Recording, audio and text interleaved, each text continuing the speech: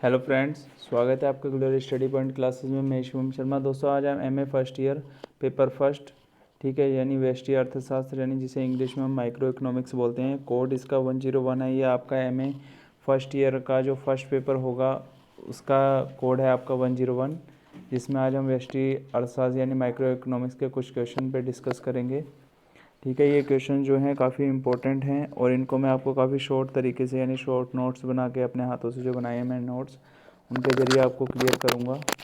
ठीक है, वीडियो में लास्ट तक ज़रूर बन रहे और चैनल पे नए हैं तो चैनल को सब्सक्राइब कर लें और बेल आइकन को भी प्रेस कर लें। इसी तरीके की लेटेस्ट वीडियो आपको मिलती रहेंगी एमए फर्स्ट ईयर से रिलेटेड जितने भी हमारे पेपर हैं। उसके बाद हमें एमए सेकेंड ईयर जितने भी सब्जेक्ट हमारे हैं सबकी वीडियो अपलोड करेंगे। पहले हमने माइक्रो इकोनॉमिक्स यानी व्यष्टि अर्थशास्त्र को लिया है तो पहले हम इसको कंप्लीट करेंगे, उसके बाद हम आगे की वीडियो अपलोड करेंगे। ठीक है, पेपर कोड 101 आप अपनी बुक्स में भी देख लीजिएगा और नोट्स में जब आप लिखेंगे तो paper code number paper first रहेगा और कोड आपका 101 रहेगा। देखिए, पहला क्वेश्चन जैसे लिख रखा है यहाँ पे हमने लिख रखा है आर्थिक सिद्धांत स्वयं व्यवहारिक समस्याओं का समाधान नहीं करते, वरन यह उनकी जांच करने का क्या है, एकमात्र उपकरण है। इस पे हमने क्या करना है, डिस्कस करना है यानी विवेचना करनी है। ठीक है, तो आप यहाँ देखेंगे आर्थिक सिद्धांत स्वयं एक व्यवहारिक समस्या का समाधान नहीं करते, यानी जो आर्थिक सिद्धांत होगा वह खुद एक व्यवहारिक समस्या जो हमारे सामने पैदा होती है उसका कोई समाधान नहीं करते हैं।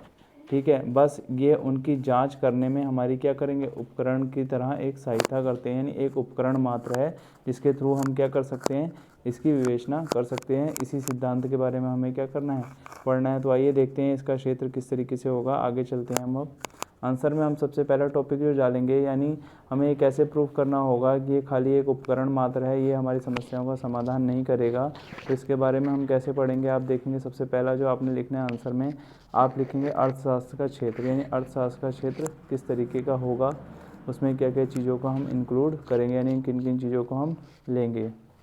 तो सबसे पहले आप यहाँ देखेंगे अर्थशास्त्र की विवेचना के लिए, मैंने यहाँ लिखा है अर्थशास्त्र की विवेचना के लिए, यानी अर्थशास्त्र को समझने के लिए हम निम्न बातों पर क्या करेंगे, विचार करेंगे। विचार किया जाता है यहाँ पे लिखा है मैंने, आप करेंगे भी लिख सकते हैं, कोई बड़ी भारी बात नहीं है। ठीक है, फर्स्ट टॉपिक आपका रहेगा अर्थशास्त्र की विषय सामग्री, यानी अर्थशास्त्र से रिलेटेड जो हमारा सब्जेक्ट मैटर होगा वो किस तरीके का होना चाहिए। दूसरा आपका रहेगा अर्थशास्त्र का स्वभाव, यानी अर्थशास्त्र का हमारा नेचर किस तरीके का है। ठीक है, तो आइए पहला हमारा जो टॉपिक था अर्थशास्त्र का विषय सामग्री, इसके बारे में पढ़ लेते हैं। और नीचे देखेंगे एक लाइन हमारी और लिखी हुई है, यहाँ पे मैंने लिखा हुआ है अर्थशास्त्र के स्वभाव के लिए निम्न बातों पर विचार किया जाता है। अर्थशास्त्र के स्वभाव की अगर बात करें या नेचर की बात करें तो हम उसमें कुछ चीज़ों पर डिस्कस करते हैं यानी विचार करते हैं। सबसे पहला रहेगा कि क्या अर्थशास्त्र हमारा एक विज्ञान है। ठीक है, हम इस बात पे भी चर्चा करेंगे। जो एक हमारा अर्थशास्त्र यानी इकोनॉमिक्स है वो हमारा एक साइंस का काम करती है, यानी एक विज्ञान का काम करती है। दूसरा है अर्थशास्त्र वास्तविक विज्ञान है, यानी अर्थशास्त्र क्या है, रियल में ही विज्ञान है, अथवा आदर्श विज्ञान, अथवा दोनों, या हम इसे मानते हैं विज्ञान या ये दोनों ही है, यानी अर्थ वास्तविक विज्ञान और आदर्श विज्ञान दोनों ही है। ठीक है, थर्ड है हमारा क्या अर्थशास्त्र एक कला के रूप में भी काम करता है, या अर्थशास्त्र की कुछ लिमिटेशन यानी सीमाएं होती हैं। ठीक है, सबसे पहले हम बात करते हैं अर्थशास्त्र की विषय सामग्री की। अर्थशास्त्र की विषय सामग्री हमारी क्या होगी, अर्थशास्त्र धन का शास्त्र है, यानी अर्थशास्त्र जो है हमारा एक धन का माध्यम है। इसको हम कैसे वो करेंगे, डेफिनेशन कैसे देंगे हम इसकी, आप देखेंगे यहाँ पे कैसे पता चलेगा कि जो अर्थशास्त्र है वो हमारा धन का क्या है, एक साधन है यानी मीडियम है। तो आप देखेंगे कैसे, एडम स्मिथ ने और जे.बी. से ने इसे क्या कहा, जे.बी. से, वॉकर आदि ने धन को अर्थशास्त्र का विषय वस्तु माना है। यानी जो ये तीन हमारे अर्थशास्त्री थे, एडम स्मिथ, जे.बी. से और वॉकर आदि ने धन को ही क्या माना है, अर्थशास्त्र की विषय वस्तु यानी सब्जेक्ट मैटर माना है। उनकी दृष्टि में अर्थशास्त्र धन प्राप्त करने एवं, यानी अर्थशास्त्र के जरिए हम क्या कर सकते हैं, धन को प्राप्त कर सकते हैं और उसे व्यय करने से संबंधित जितनी भी हमारी क्रियाएं होती हैं, यानी कुछ धन को प्राप्त करना और धन को व्यय करने से रिलेटेड जितनी भी हमारी क्रियाएं होती हैं, उन सब के संबंध में जितनी भी चीज़ें हम पढ़ते हैं सब किससे पढ़ते हैं, अर्थशास्त्र के जरिए ही पढ़ते हैं।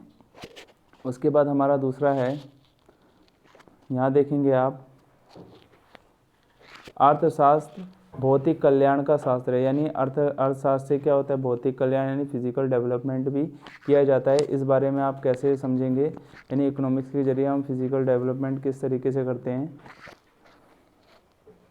आप यहाँ पे देखेंगे मार्शल, पीगू आदि ने अर्थशास्त्र को भौतिक कल्याण का शास्त्र माना है, यानी जो हमारे दो अर्थशास्त्री के साथ और भी आदि लगा दिए, तो आदि का मतलब इनके अलावा और भी हमारे कुछ अर्थशास्त्री होंगे, पर जो नाम यहाँ पे ज़्यादा यूज़ किए जाते हैं मार्शल और पीगू, इन अर्थशास्त्रियों ने क्या करा है, भौतिक जो अर्थशास्त्र है उसको भौतिक कल्याण का क्या माना है, एक माध्यम माना है।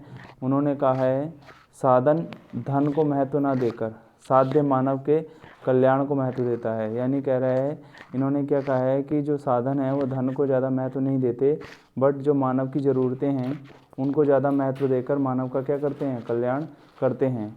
उनकी दृष्टि में अर्थशास्त्र उन मानवीय क्रियाओं का अध्ययन है, यानी अर्थशास्त्र की दृष्टि से अगर अर्थशास्त्रियों की दृष्टि से अगर देखें तो इनका मानना है कि अर्थशास्त्र जो मानव के जीवन में होने वाली क्रियाएं हैं उनका क्या करता है, अध्ययन करता है, यानी मानवीय क्रियाओं का क्या है, अध्ययन है। तो इसका मीनिंग आप कैसे निकालेंगे, यानी मानव के जीवन में होने वाली क्रियाओं का अध्ययन करता है, जो मनुष्य के भौतिक कल्याण से क्या होती हैं, जुड़ी हुई होती हैं। संबंधित होने का मतलब क्या है, जुड़ी हुई होती हैं। इसके बाद अगला नेक्स्ट हम देखेंगे क्या है, विषय सामग्री हमारी रहेगी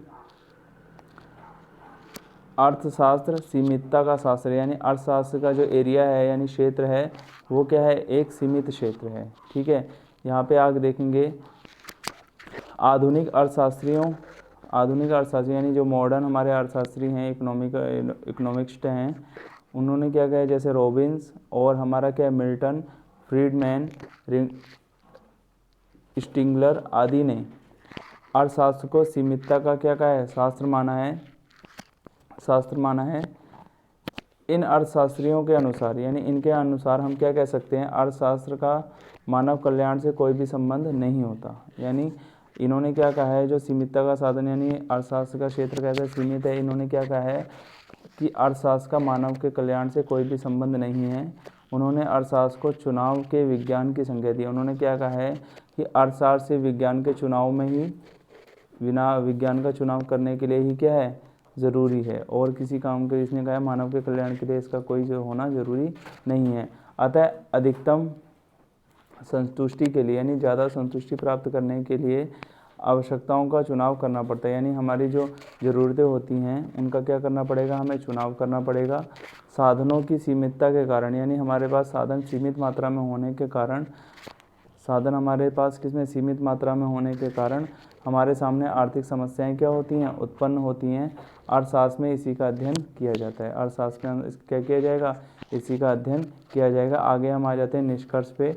निष्कर्ष हमारे क्या निकलने हैं, कंक्लूजन हमारा क्या होगा, यहाँ पे देखेंगे आप। अर्थशास्त्र में मानव तथा मानव व्यवहार, क्या बोल रहा है, अर्थशास्त्र में मानव को और मानव के व्यवहार के आर्थिक पहलुओं का क्या किया जाता है, अध्ययन किया जाएगा। यानी अर्थशास्त्र के अंदर मानव के बारे में और उसके जो व्यवहार है वो किस तरीके का व्यवहार प्रस्तुत करता है, यानी सामने आता है, वो सब हमारा किसके अंदर देखा जाता है, अर्थशास्त्र के अंदर देखा जाता है। यानी आर्थिक स्थिति का वो क्या है, पहलू है, इसके बारे में हम अर्थशास्त्र के अंदर पढ़ते हैं। मनुष्य की हमारी क्या होती हैं, कुछ आवश्यकताएं होती हैं, वह उनकी संतुष्टि चाहता है, यानी वह उन्हें क्या करना चाहता है, पूरा करना चाहता है। इस हेतु मनुष्य क्रियाएं करके